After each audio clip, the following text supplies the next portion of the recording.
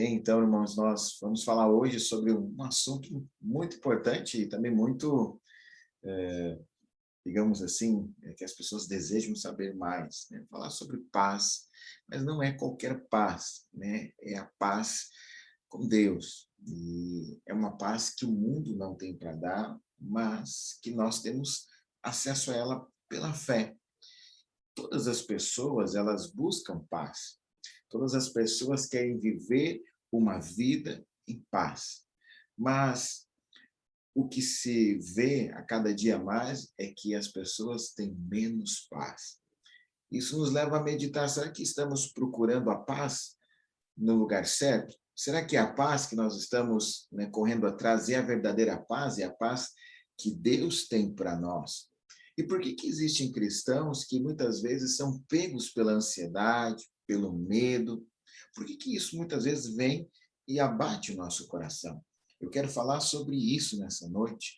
Eu quero, então, falar sobre a raiz dos nossos medos e como Deus nos concede a paz. Amém? E eu quero começar contando aqui, né, uma experiência minha de quando eu era criança. A minha avó, desde quando eu nasci, a minha avó e meu avô, eles eram cristãos. Eu me lembro, né, eu acho que com um pouco mais de um ano de idade, eu dormi debaixo do banco da igreja lá na cidade da onde é a minha família, no interior do Rio Grande do Sul. E eu fui várias outras vezes e eu me lembro que existia algo que me chamava a atenção. Os meus avós sempre chegavam cedo, porque eles sempre tinham alguma função, né, na vida da igreja, e eu às vezes ficava mais cedo sentado no banquinho, eu via vários irmãos chegando, se ajoelhando e orando antes do culto. Eu ficava pensando, né, por que será que ele vai orar agora? Porque daqui a pouco, quando o culto começar, ele vai orar novamente. E eu perguntei para minha avó, por que as pessoas oram antes do culto? E ela, né, me falou, me lembro que ela me falou assim, ó, porque as pessoas precisam se purificar para entrar na presença de Deus. Eu falei: interessante. Eu fui, então, entendendo mais, e conversando mais, e vendo que, na verdade, aquilo era uma prática para a pessoa ela poder se sentir aceita, poder ter acesso à presença de Deus. E, normalmente, o teor daquela oração tinha a ver com pedido de perdão pelos pecados. E o que se buscava naquela oração era se sentir aliviado e sem nada que o impedisse, né, de entrar na presença de Deus e o que o tornasse, na verdade, indigno da participação naquele culto. E isso que eu fui chegando à conclusão, né, com o tempo. E eu acredito que é uma prática muito boa, a oração sempre é bom. Orar, eu acho que orar pelos nossos cultos, as nossas reuniões, sempre que a gente vai, né, trazer aí uma palavra, a Bíblia diz que devemos orar em todo o tempo. Então, é muito boa essa prática, mas eu acredito que, ao perceber a motivação, eu acredito que essa motivação estava equivocada. Por quê? Aquelas pessoas, elas queriam, então, se sentir dignas de participar da reunião dos santos, da igreja. Isso parece que tem a ver com um grande temor de Deus, com ser piedoso. Mas, se você parar para pensar, é a mesma sensação que pessoas não cristãs têm.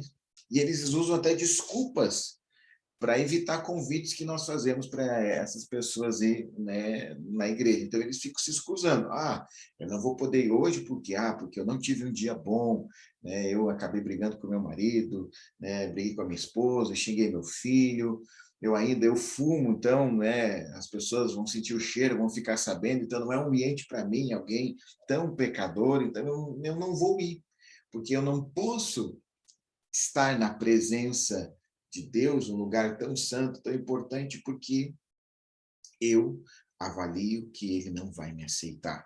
Então, no final das contas, esse temor, né, está ligado, né, a algo um pouco mais profundo. Eu acredito que temor de Deus não tem a ver com medo. Temor de Deus tem a ver com respeito.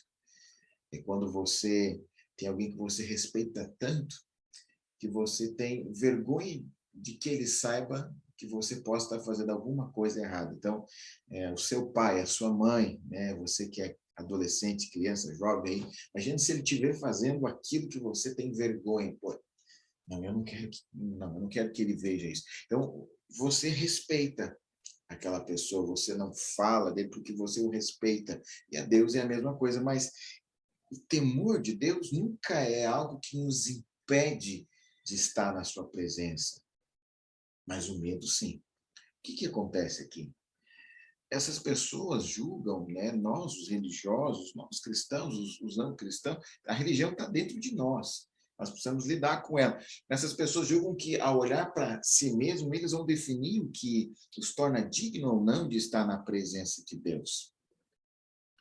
Então, quando eu olho e vejo, não, eu não tenho algo bom, eu não estou num dia bom, eu não posso ir. Que vai que Deus me castiga. Vai que acontece algum problema. Não, me lembro que eu tinha medo, quando era criança, de ficar endemoniado no culto. Né? Mas olha só, eu não vou ir porque vai que eu fico endemoniado. A gente tem medo. Vai que o pastor vai lá e entrega uma revelação sobre a minha vida. Vai que alguém bota a mão na minha cabeça, não sei, acontece alguma coisa, e se alguém lá do púlpito me chama, olha você, eu sei que foi que aconteceu no seu dia. Então a gente fica com tantos medos, porque nós esperávamos o quê? Que Deus estivesse ali passando um radar, né, uma inspeção sobre a nossa vida, para então nos causar constrangimento. Mas louvado é o Senhor pelo Evangelho, porque a Bíblia diz que no Evangelho nós somos cobertos com o sangue de Cristo Jesus. O que o sangue cobriu, o Pai não vê. O Pai vê o sangue, não vê o nosso pecado. E no Antigo Testamento tem uma grande prova disso. A Arca da Aliança, né, ela apontava aí para o lugar onde estava a presença de Deus, só que ela estava em cima tinha uma tampa chamada propiciatório, 2 anjos que estavam olhando para aquela tampa e a presença de Deus ficava no meio desses anjos. E o que tinha lá dentro da Arca da Aliança? Tinha o maná, né? Tinha a tábua dos 10 mandamentos e tinha a vara de Arão. Todos eles, né, ligados aos pecados do povo, né, na trajetória do Egito. Mas o que é interessante? Que quando o sangue do cordeiro era lançado sobre aquele lugar santo, né, o tabernáculo, ele é, na verdade, aspergido sobre o propiciatório. Então, quando os anjos, né, os querubins, olhavam para dentro da arca, para o pecado do homem, o que eles viam? O sangue. Então, se há sangue sobre você, o que Deus vê não é mais os seus pecados, ele vê o sangue. Na verdade, o evangelho é para nos tirar dessa percepção de que Deus está vendo em nós o que é errado, está vendo em nós os nossos pecados. Então, nada além do sacrifício de Jesus Cristo pode nos tornar aceitos na sua presença. Não é a minha oração, ou nem eu me sentir digno, ou não me sentir digno. Aliás, sentir-se digno é até por si mesmo é até pior, porque como que alguém pode ser digno? Por orar, por jejuar, por isso, por aquilo. Nada além de Cristo. Ele é o único e suficiente Salvador. E o convite de Jesus para nós e para todas as pessoas, qual que é? É venha como estás. Por quê? Porque Jesus, ele é especialista em salvar. Não importa o quão grande seja o seu problema, a sua demanda, Jesus, ele pode e deseja resolvê-lo. Então você vem como está. Você naquele dia, né, brigou com seu marido, não vou na Oasis, eu não vou na Conexão, venha como estás. Naquele dia, talvez você não leu a Bíblia, você, né, não conseguiu, talvez fazer o seu devocional, venha como está. Naquele dia você caiu, tropeçou, você pecou, venha como estás. Não é longe dele, não é longe dessas reuniões que nós vamos encontrar solução, mas é estando perto dele. Nós somos justificados por ele. Por que eu estou falando isso? Porque no final das contas, o que a religião nos ensinou é ter medo. O que a religião nos ensinou é evitar, porque você evita quem você tem medo. Você evita encontrar as pessoas que você teme, nesse sentido de medo. Mas olha só o que diz Romanos capítulo 5, versículo 1. Justificado, pois, mediante a fé, temos paz com Deus por meio de nosso Senhor Jesus Cristo. A Bíblia fala aqui, né, através do apóstolo Paulo, que o justo tem paz com Deus. E essa paz aqui, ela possui um sentido. Essa paz, ela possui um sentido de trégua. Amém?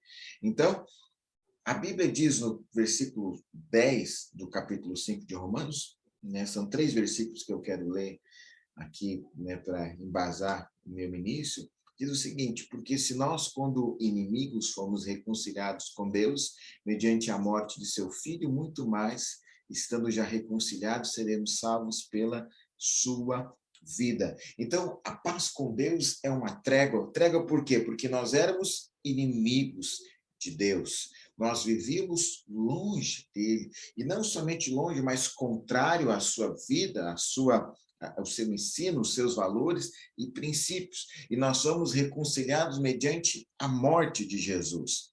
E em 2 Coríntios, capítulo 5, versículo 19, Paulo diz mais: a saber que Deus estava em Cristo reconciliando consigo o mundo, não imputando aos homens as suas transgressões, e nos confiou a palavra da reconciliação. Qual era o problema do homem com Deus?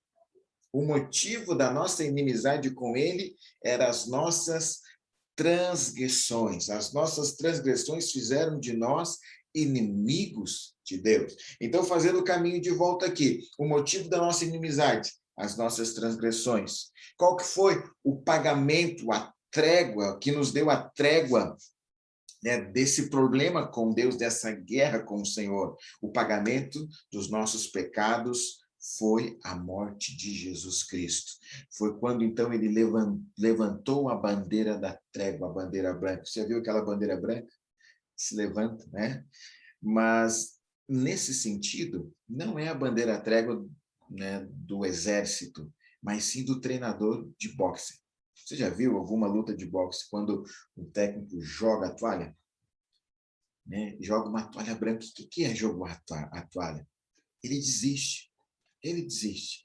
Então, você tem lá um boxeador que você treina, ele está lutando, mas ele está apanhando tanto que você entende: eu vou jogar a toalha porque ele não vai conseguir.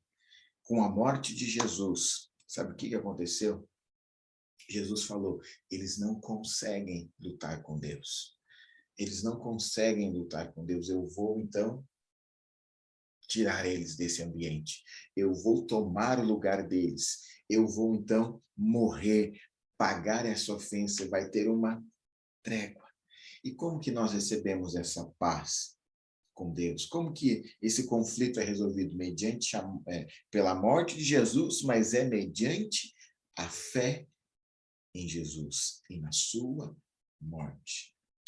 Sabe, é importante você entender, esses 3 versículos que eu li aqui, eles são interligados, porque eles estão falando da nossa condição antes de Cristo e de como que o evangelho atuou em nós pela fé e nos transformou.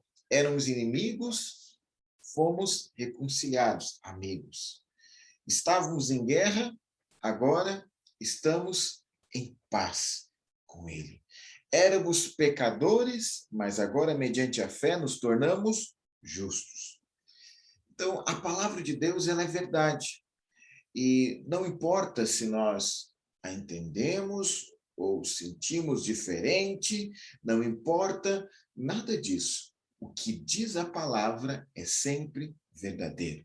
Por isso, as coisas de Deus, você não a possui pela mente. Você a conhece pelo Espírito e desfruta dela quando você crê nela. E crer significa que você vai depender do que Deus está falando e não vou depender do que eu posso fazer, do que eu posso sentir, do que eu posso entender. Eu acredito que o que distingue cristão da sua maturidade, né, em Deus, é a capacidade de se desvincular desses sentidos naturais e de depender e criar uma vida com Deus com base na fé. Isso é o que vai nos distinguir, e o desejo de Deus é que sejamos todos filhos maduros. Veja bem, falando de paz, por que eu estou falando de paz? Porque qual é a origem dos medos? É quando não se tem paz. E não tem paz com quem? Não tem paz com Deus. Nós só temos paz mediante a fé, porque fomos justificados, é o que Paulo diz. Mas sabe, nesses últimos 2 anos, nós vemos que o mundo enfrentou um tempo de muito medo. Porque houve uma crise, você sabe, essa pandemia aí levou todo mundo, de alguma maneira, a enfrentar circunstâncias difíceis e, às vezes, até de uma maneira acumulada em curto espaço de tempo. O mundo que, né, nesses últimos anos, né, nesse último século, talvez, estava se construindo para um lugar bom, né, e é onde as pessoas estão colocando a sua esperança, se revelou como um lugar que não tem tanta segurança e estabilidade como parecia oferecer para todos nós. A pouco isso foi ruindo e as pessoas foram perdendo o quê? Foram perdendo a esperança. Seus corações foram saqueados, perderam a esperança e no lugar da esperança o que se recebeu foi uma expectativa terrível. Uma expectativa de dias difíceis, mas nós como cristãos, em tudo isso, como nós ficamos?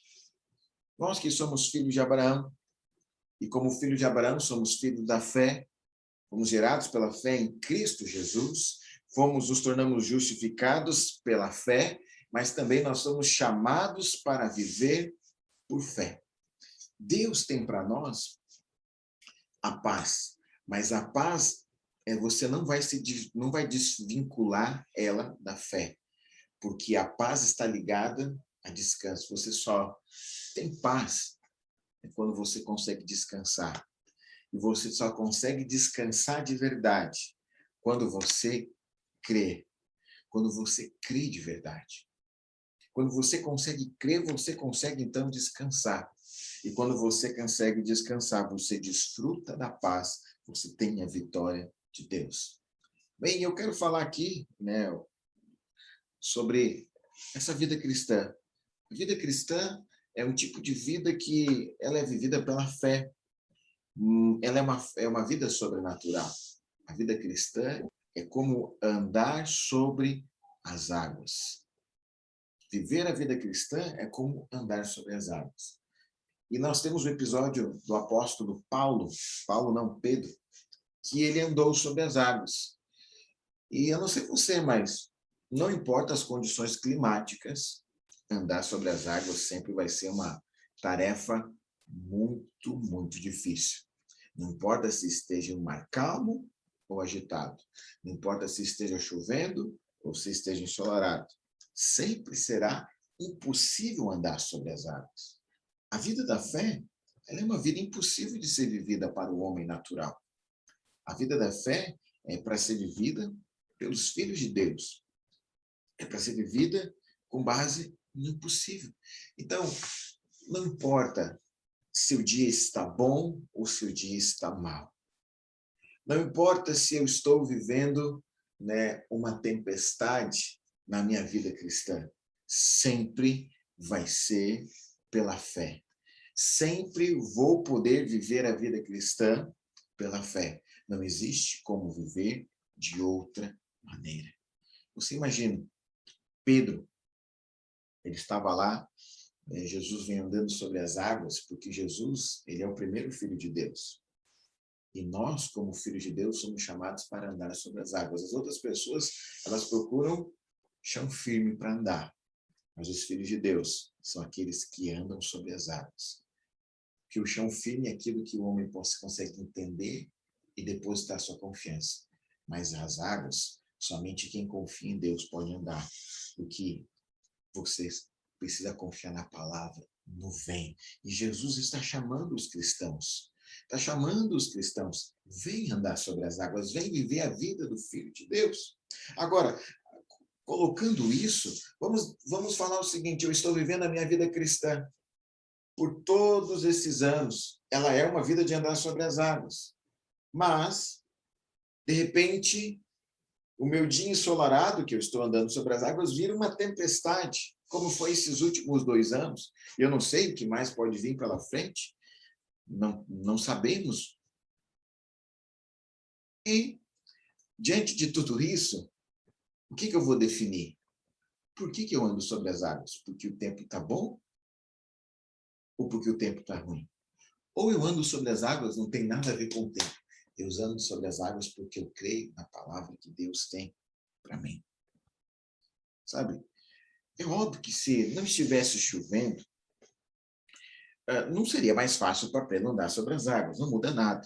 Ninguém consegue andar sobre as águas de dia ou de noite, na tempestade ou na calmaria, não importa. É impossível. Mas, sabe o que mudaria? A única diferença que aconteceria tinha a ver sobre a distração. E aqui um ponto que é importante você entender que envolve fé. Deus nos fez como Jesus. Nós somos dotados das percepções espirituais e do tipo de vida que ele tinha. Sabe qual que é o problema? O problema é que nós somos mais treinados para usar os nossos 5 sentidos do que usar a nossa fé e os dons para perceber Jesus no dia da tempestade. Porque imagina o seguinte, a tempestade aqui, né, um dia mau, um dia de escassez, um dia de dor, um dia de luto, ela cria ruídos, ela cria distrações. Jesus está andando sobre as águas, ele falou, vem, essa é a vida que eu tenho para você. Você, filho de Deus, como eu, Jesus, você anda sobre a tempestade. Você anda sobre as águas. E a tempestade veio aqui para uma distração. Ela gera uma distração na vida das pessoas. Ela acaba tirando a pessoa de olhar para Cristo de verdade. E ela perde o que? Ela perde a sua paz. E ela afunda na sua vida cristã. Então, nós precisamos nos manter firmes, porque o dia da tempestade é um dia de grande treinamento para a nossa fé. Não desista. Não desista. Você deve permanecer. Mas como que o cristão permanece? O cristão permanece, persevera, mas ele permanece crendo. No dia da tempestade, você vai ter um treinamento da sua fé. Por que você crê? Porque as coisas estão dando certo ou você crê é na palavra de Deus? Por que você continua andando sobre as águas? Por que você continua na vida cristã? É tudo pela fé no que ele falou. Então, se eu estou bem, se eu tenho dinheiro, se está tudo dando certo, louvado seja Deus, eu estou caminhando para o alvo, eu estou olhando para ti, Jesus, eu continuo andando sobre as águas. Porque eu estou enxergando, o dia está ensolarado. Agora você imagina, na tempestade, existe vento soprando no meu ouvido, é mais difícil de ouvir. Existem relâmpagos, trovões, né? Minha visão, minha audição, elas são afetadas. A chuva, as ondas dificultam perceber que Jesus está ali. Então, nós precisamos entender que nesse dia da tempestade, onde eu vou aguçar os meus sentidos espirituais para perceber o que Jesus está fazendo, o que ele está fazendo na tempestade, porque o que ele está fazendo na tempestade é o que eu fui chamado para fazer. Não fui chamado para afundar, você não foi chamado para afundar. Você não foi chamado para cair. Então, é impossível viver a vida cristã naturalmente. Ela é como andar sobre as águas. Mas o dia da tempestade é um dia onde nós podemos aguçar os nossos sentidos espirituais. É um dia onde nós vamos buscar uma esperança além das coisas que são palpáveis e estão à nossa volta. É o dia onde nós vamos buscar uma paz que excede o entendimento, uma paz que eu não posso entender, uma paz que o mundo não pode me dar, porque quando eu vejo Jesus na tempestade, andando sobre as águas, eu posso descansar, eu posso saber que Ele está comigo. Entenda isso, mesmo que você não esteja vendo, sentindo, ouvindo nada, Ele está ali porque Ele falou, Ele te chamou não para afundar. Então, quando você passa um momento difícil, aquelas coisas, elas fazem você parar de sentir. Os 5 sentidos, esses são sensoriais. Você busca sentir. Eu não sinto que Deus me ama, eu não sinto que Deus está comigo. No dia da tempestade, você falando, né? Eu não sinto que as coisas vão dar certo, não importa o que você sente. Esquece o que você sente. Deus quer levar você para treinar não os seus 5 sentidos. Você já é muito bom, nós somos muito bons nos 5 sentidos. Deus quer nos levar para nós agora treinarmos os sentidos espirituais, treinarmos a nossa fé, a nossa confiança, a nossa confissão, permanecer nele. Eu não estou vendo nada que Jesus está falando, mas ele chamou eu para ir, e eu estou indo. Ah, mas está chovendo, mas eu sei, ele está lá. Ele está lá no final da tempestade, ele está lá, ele está comigo. Tanto que Pedro afundou e Jesus manteve ele.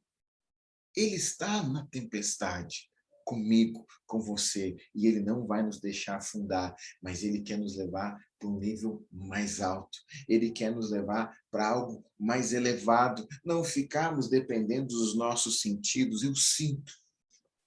Sabe, esquece como cristão essa questão. Eu sinto que Deus me ama. Não, você precisa crer que ele te ama.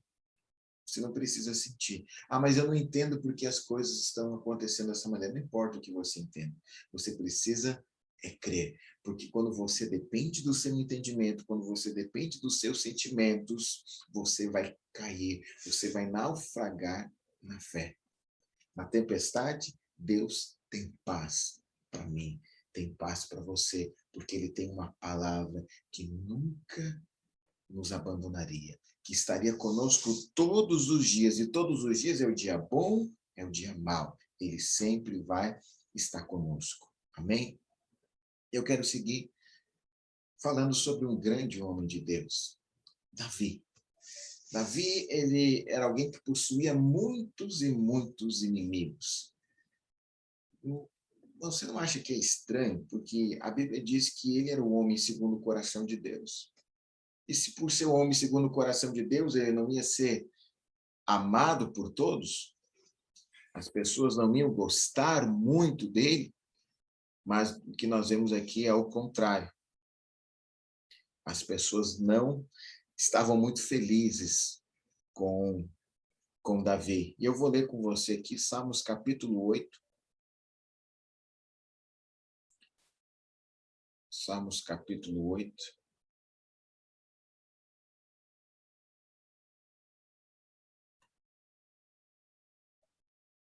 Assim diz aqui. Ó Senhor, não é 8, desculpa, irmãos, é no capítulo 3, aqui. Ó Senhor Deus, como tem crescido o número dos meus adversários? São numerosos os que se levantam contra mim, são muitos que dizem de mim, não há salvação para ele em Deus. Porém, tu, Senhor, é o meu escudo, és a minha glória, e me exaltas a minha cabeça. Com a minha voz eu clamo ao Senhor, e ele do seu santo monte me responde.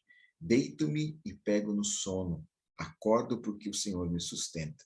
Não tenho medo de milhares do povo que tomam posição contra mim de todos os lados. Levanta-te, Senhor. Salva-me, Deus meu, pois feres nos queixos a todos os meus inimigos e aos ímpios quebra os dentes. Do Senhor é a salvação e sobre o seu povo a sua bênção.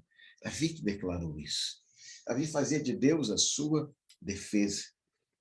Ele declarou do Senhor é a salvação e sobre o seu povo está a sua bênção.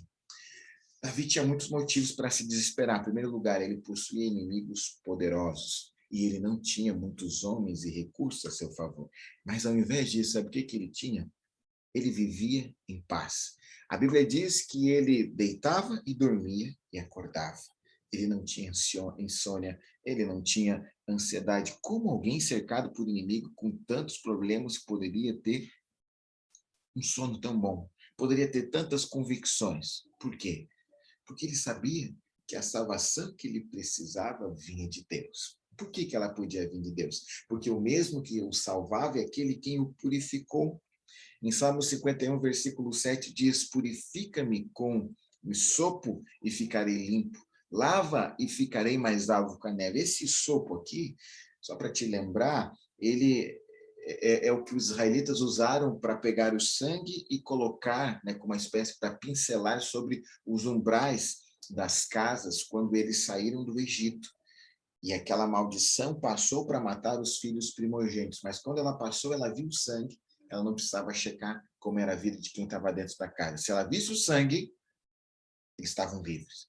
E Davi sabia, se Deus vê o sangue, se ele derramou sangue sobre mim, eu sou purificado. E eu não vou estar debaixo de maldição, eu vou estar debaixo da bênção de Deus. Eu posso ter inimigos, eu posso estar enfrentando problemas, mas sei que a minha salvação vem dele. Eu posso estar enfrentando inimigos, eu posso estar enfrentando dificuldades, mas ele me deu a certeza da vitória e ele me deu a paz, porque ele não me imputa os meus pecados.